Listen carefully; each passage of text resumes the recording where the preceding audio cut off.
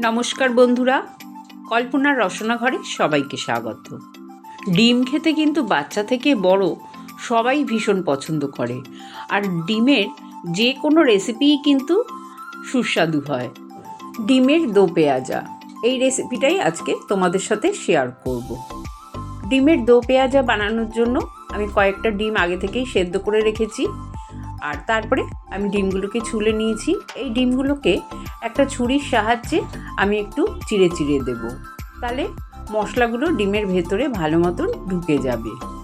ডিমের দো পেঁয়াজা বানানোর জন্য আমি একটা বড় সাইজের ক্যাপসিকাম আর দুটো বড় সাইজের পেঁয়াজ আমি স্লাইস করে কেটে রেখেছি, আর 3টে পেঁয়াজ কুচিয়ে রেখেছি।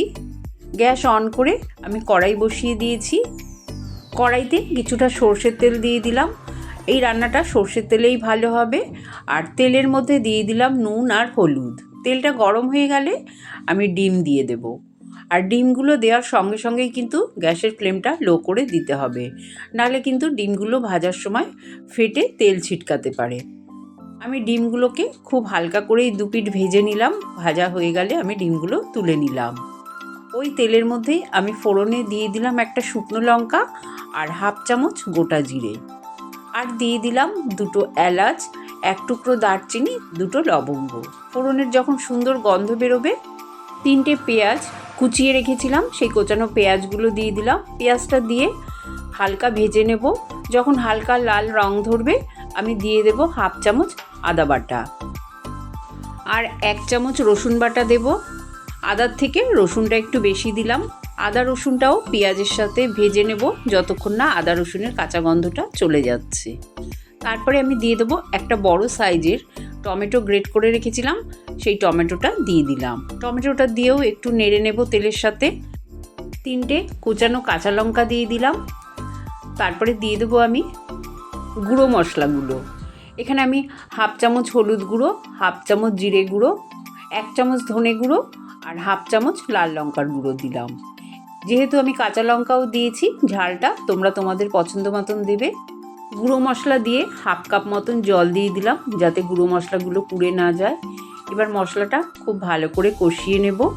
কষানো হয়ে গেলে আমি দিয়ে দেবো 4 চামচ ফ্যাটানো টক দই। টক দইটাও একটু ভালো করে নাড়াচাড়া করে নেব। মশলার সাথে খুব ভালো করে টক দইটা কষিয়ে নেব।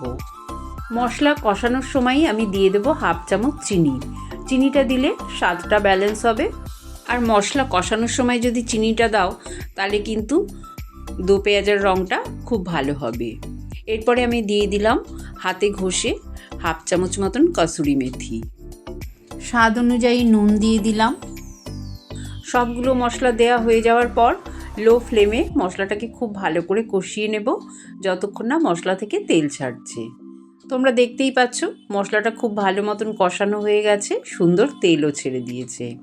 এবার আমি দিয়ে দেবো পরিমাণ মতন গরম জল। এখানে আমি 1 গ্লাস মতন গরম জল দিলাম।